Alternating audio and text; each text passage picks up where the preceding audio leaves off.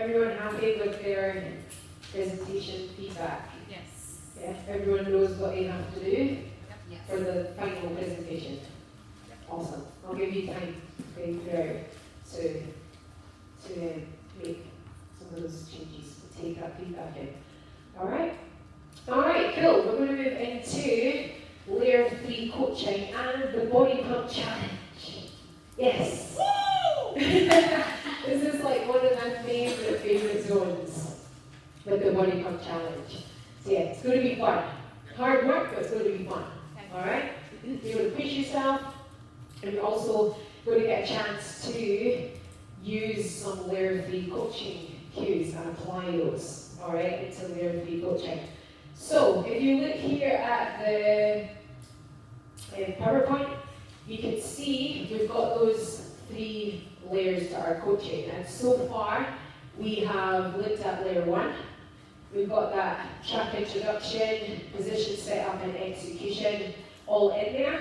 And your introductions were on fire in your center presentation. The timing was great. You were really getting it in there.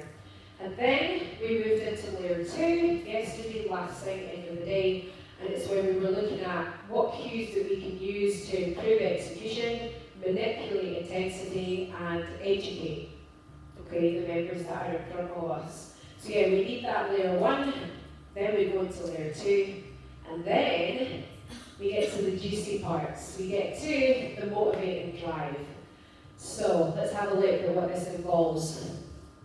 The objectives for this section, you're going to learn layer 3 coaching and cues. You're going to discover some personal layer 3 cues in the body pump challenge, ones that you might use yourself when you go out and start teaching body pump, or even for your final presentation, you might add some in. And then, yeah, you're going to script those layer 3 cues into your presentation. Again, this is not required for today's presentation. It's not something that we assess, but it's good for you to start to understand and build on layer 3 and the knowledge of that. Okay, so that when you're out there teaching your own body pump class, you're going to provide that motivation and drive for the members in your class. Alright, so if you're going to take notes, this would be an awesome section to take some notes in. We have 4 types of layer 3 motivators.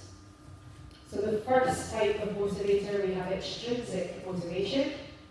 We have intrinsic motivation, positive motivators, and then dissatisfaction cues.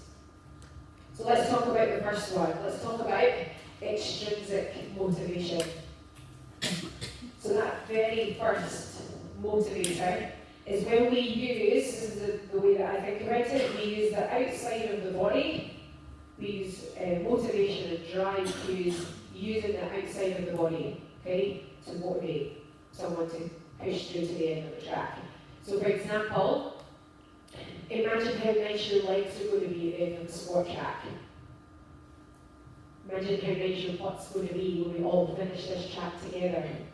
Or in the core track. Squeeze your abs more. You're going to get a 6-pack by the end of this. So it's making that connection and motivating by using the external, the extrinsic.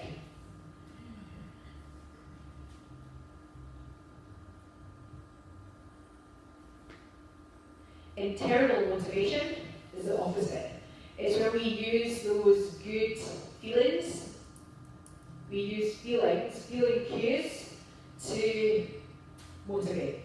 Imagine how amazing you're going to feel when you accomplish this lunch track. I know that this is tough, but you're going to make it through this track because you're determined. So it's using those internal cues relating to feeling to internally motivate.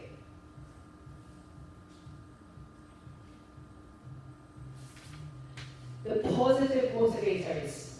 If you were going to use any type of motivators coming out of your initial training, the positive motivators are probably a really good one for you to start with. It's a good place to start. So this is the ones that are, come on, yes, you can do it. Keep going. We've got this, team. We're going to do this all together. You're smashing it. So it's those positive cues. You look awesome. You're on fire. One thing about these ones, it has to be genuine. Okay? Yes, use them, but it has to come across as real. Okay? There's no point being in the last set of the track, in the squat track, and you're like, hey, you look awesome. This really burns, but you look awesome. Yeah? Make it genuine. Okay? And then the final layer 3 motivator there is the dissatisfaction cues. So dissatisfaction cues, these are kind of cues that we use with a negative spin, okay, to motivate. Okay, so for example, isn't that as low as you can go in your squat? We use that negative way to try and push people. Really? You're stopping? Come on, you can get through this. You can finish this. Right to the end of the track. Be conscious of using these cues, the dissatisfaction ones, okay? You would have to have a group that appreciate those type of cues, okay? And they would be for the more powerful, impressive tracks, like the squat track, the back track, okay? Mostly, personally, I find when I'm teaching that it is the guys who relate well to these tracks. Because they're there, they want to be pushed in that way. They relate really well to those dissatisfaction cues.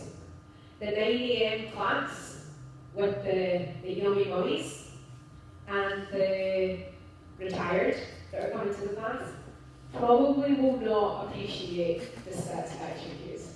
They're like, I'm not going back there. She was like, is that all you can do? Yeah. She's like, she's saying, is that all you can do? And so it's your target audience. Okay? What does your target audience, what do they connect well with? And that's how you'll be able to work out what type of motivation cues to use. And also, what is personal to you. Okay? You might look at the intrinsic motivation and think, I might not use that because I prefer the extrinsic. Okay? But it's good to have a balance, that overall balance of the cues. Does anyone have any questions about the layer 3 motivators? What is, like whenever we say, okay guys, we're halfway done, like that's a motivation, huh? Yeah, that would just be like your positive motivator. You could add in like, you're halfway there. Okay. This is amazing. Okay. We just have half more to go, and we're going to do it together. It's teamwork. Okay? So yeah, that is your 4 main groups. And then another place that you can find some layer 3 cues, where can you find them? In your notes. Yeah. Okay, in your choreography notes. Okay? They're there. That's where you'll find them. Okay, the body pump challenge. So what you're going to do, okay, in a second, you're going to pick a partner, first things first.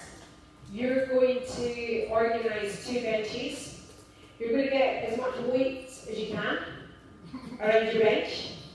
Okay, a good amount of weight. And then you're going to get your bar.